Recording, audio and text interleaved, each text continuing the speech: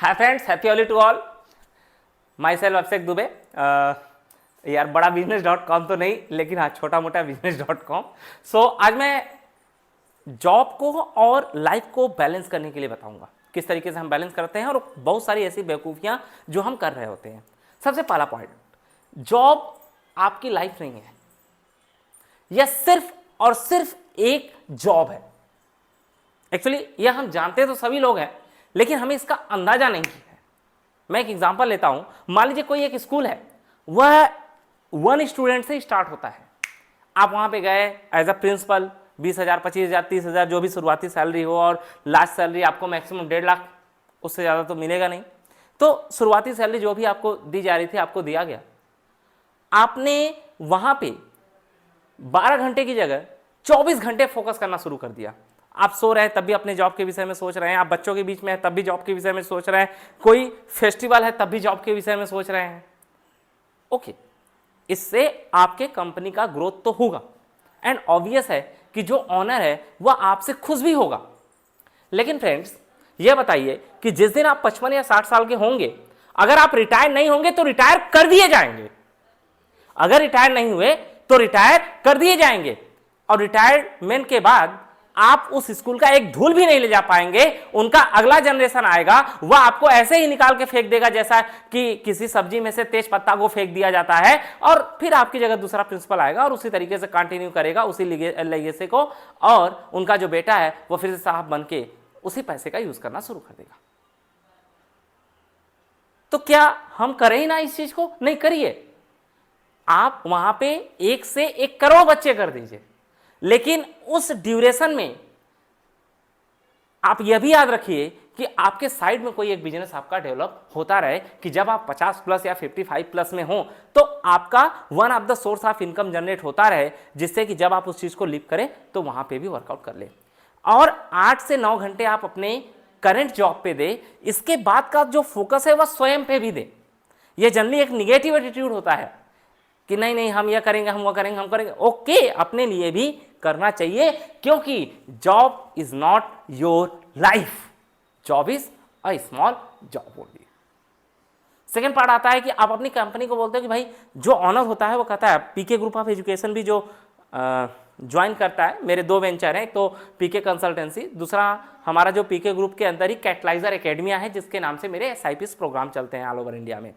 तो जब कोई अटैच होता है, मैं उनसे एक बात सीधे बोलता हूं कि भाई देख, मैं तुम्हारी फैमिली नहीं हूं, मेरे पास तुम्हारा रिप्लेसमेंट है, मैंने आगे यह पॉइंट लिखा हुआ है। बट जो बरगलाने वाले लोग होते हैं, या जिनको सिर्फ आपसे प्रॉफिट लेना होता है, वो आपको सीधे यही बोलेंगे कि भाई आप यह कंपनी में नहीं आए, आप हमारे परिवार में आए हैं।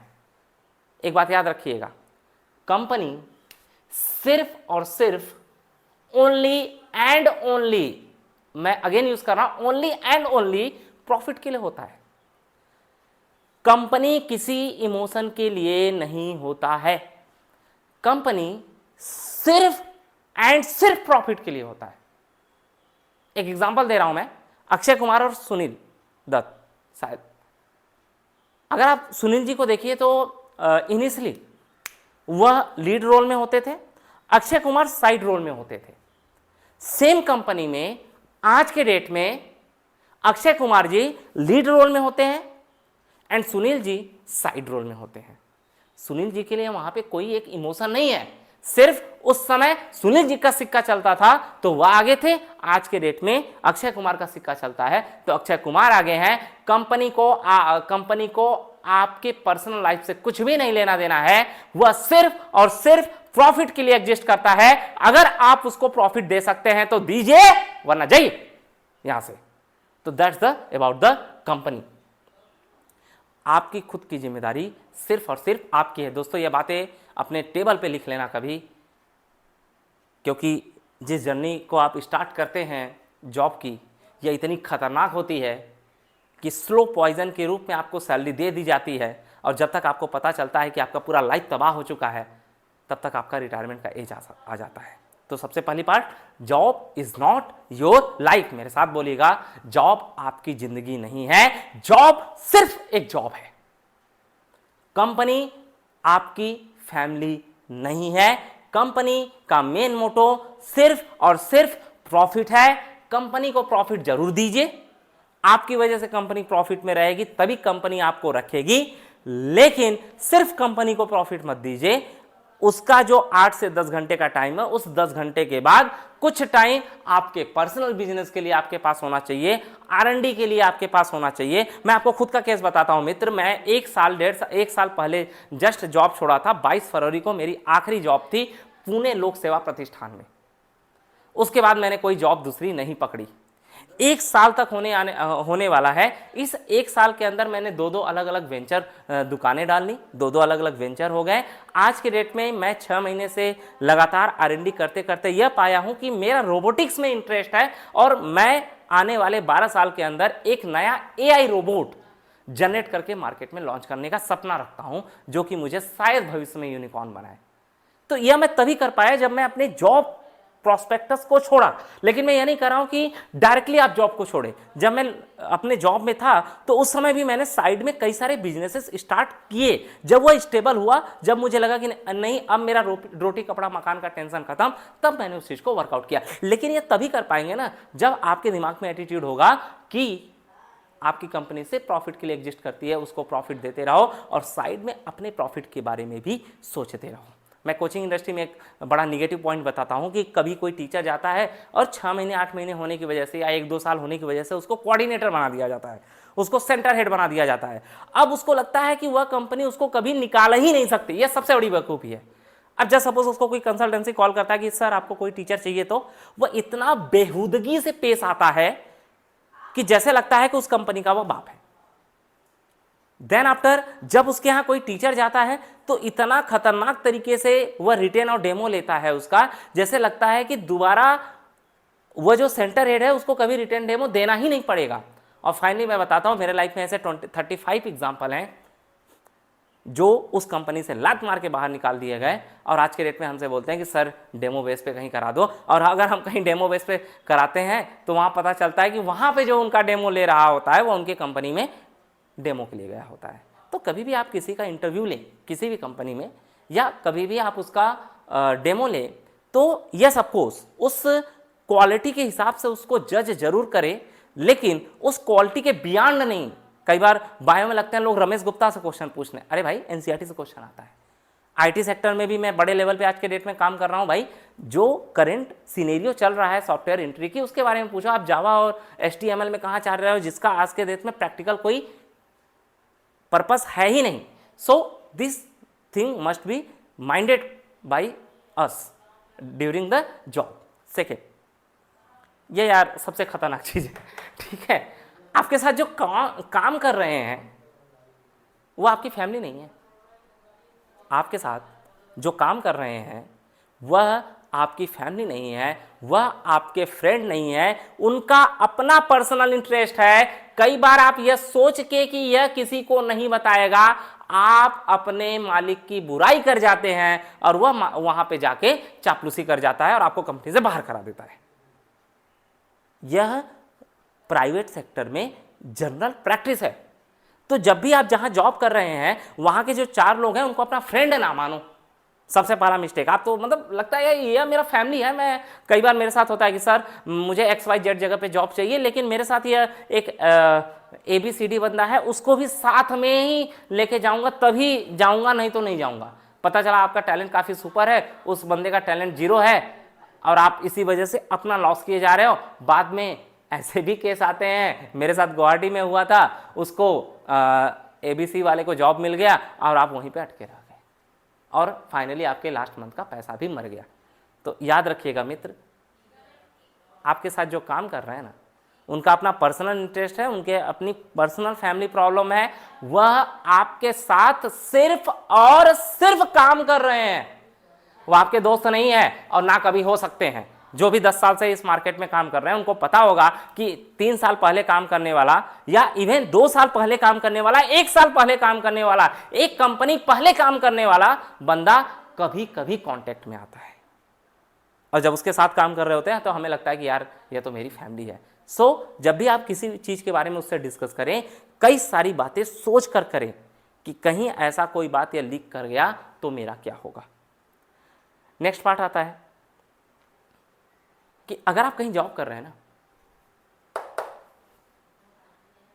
और आपके साथ खुदा ना खास्ता कुछ हो गया, आपकी कंपनी आपका रिप्लेसमेंट करने में सेकंड नहीं लगाएगी, मिनट का तो छोड़ दीजिएगा। आप अगर डॉक्टर हैं, सर्जन, और खुदा ना खास्ता हाथ आपका टूट गया, जिस हॉस्पिटल में आप काम कर रहे हैं ना, वह हॉस्पिटल आपको रिप्लेस करने में सेकंड नहीं सोचेगी, जो कभी आपसे कहा करती रही होगी कि यार आप तो हमारे हॉस्पिटल के लिए भगवान हैं, आप हमारे हॉस्पिटल के लिए हीरो हैं। Same for teacher also and same for other job also, कि आप तो यह हैं, आप तो वह हैं, आपको हम कभी छोड़ेंगे नहीं, वो सबसे पहले छोड़ देते हैं। तो भाई जॉब करिए, 8 से 10 घंटे कंपनी को भरपूर दीजिए। अगर कोई 90% काम करता है तो आप 90,000% कीजिए, लेकिन उस 8-10 घंटे के बाद अपने फैमिली को टाइम दीजिए, अपने लाइफ को टाइम दीजिए। दैट्स वाई आई हैव से कि अगर कुछ भी आपके साथ हुआ ना, आपकी फैमिली आपको रिप्लेस नहीं कर पाएगी, लेकिन आपकी कंपनी विद इन सेकेंड आपको रिप्लेस कर देगी। So pay attention to your family also. I am repeating again and again कि अपने जॉब के साथ साथ कुछ ना कुछ साइड में नया बिजनेस करते रहे। कई बार पूछते हैं सर क्या क्या कर सकते हैं? अरे यार जमीन खरीद लो, दुकानें खरीद लो, किराए पे दे दो, मैरिज लोन खोल लो, किराए पे दे दो, तो बहुत सारे सेक्शन हो सकते हैं। करना क्या चाहिए? कुछ नहीं, आपको जो भी काम दिया गया है कंपनी में, उस काम को टाइमली कंप्लीट करिए,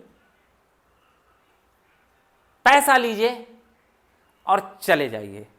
कोई इमोशनल कनेक्शन नहीं कि फलाना क्या कर रहा है, ढेकनवा क्या कर रहा है, वह काम सही कर रहा है कि नहीं, वह काम गलत कर रहा है कि नहीं, ऐसा कुछ भी करने की जरूरत नहीं है। जस्ट अपना काम कीजिए और अपना पैसा लीजिए और चले जाइए। कई बार इसमें भी होता है, मैं मार्केट में सिर्फ 2 लोग हैं जो बोल सकते हैं कि मैंने उनका पैसा मारा है जेन्युइनली, और मैंने मारा है। एक तो रवि सर हैं केमिस्ट्री के, उन्होंने मेरे को रोटेट ही कर दिया। उनको मैंने ऑफर लेटर दिया था XYZ अमाउंट का, उन्होंने कहा कि नहीं सर आपने बड़े अमाउंट का, और उन्होंने 24 आवर अपना ऑफ कर दिया था कि 24 आवर में मैसेज मेरे डिलीट हो जाए, लेकिन फाइल में सेव होते हैं मैसेज। अब मैं उनको रोटेट कर रहा हूँ कि ठीक है आपने मेरे सिधाई का फ़ायदा लिया, अब मैं आपके सिधाई का ले रहा हूँ। तो भाई जो कंपनी का ऑनर होता है ना, उसको चीज़ें समझ में आती हैं, टाइम पड़ने पर वो आपको जवाब देता है।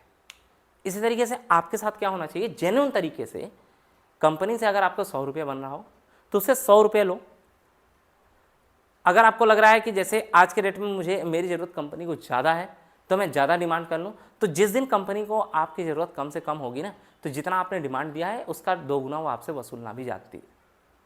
इन सब से बचने का सबसे करेक्ट वे यही है कि मुझे यह काम दिया गया है, इस काम को मैं इतने टाइम पीरियड में कंप्लीट करूंगा। ओवर कमिटमेंट कभी भी कंपनी से ना करें, वरना वो क्या करता है कि अगर आपने 10 काम किए और 11वें काम में मिस्टेक हो गया, तो इस ओवर कमिटमेंट की वजह से वह 10 के बारे में नहीं सोचेगा, वह 11वें के बारे में सोचेगा। आप लोग याद कीजिए कि आप में से अगर कोई केमिस्ट्री का टीचर हो और उसने सारे लेसन अच्छे से पढ़ाया हो, आयनिक इक्विलिब्रियम अच्छे से पढ़ाने के बाद भी बच्चे को ना समझ में आया हो, आपका डायरेक्टर उसी आयनिक इक्विलिब्रियम को लेकर बैठ जाएगा, आपका बच्चा उसी आयनिक इक्विलिब्रियम को लेकर बैठ जाएगा, जबकि आयनिक इक्विलिब्रियम इतना टफ है कि उसके लिए भाई बच्चे का भी तो दिमाग होना चाहिए। 100% टीचर ही देगा क्या अपना?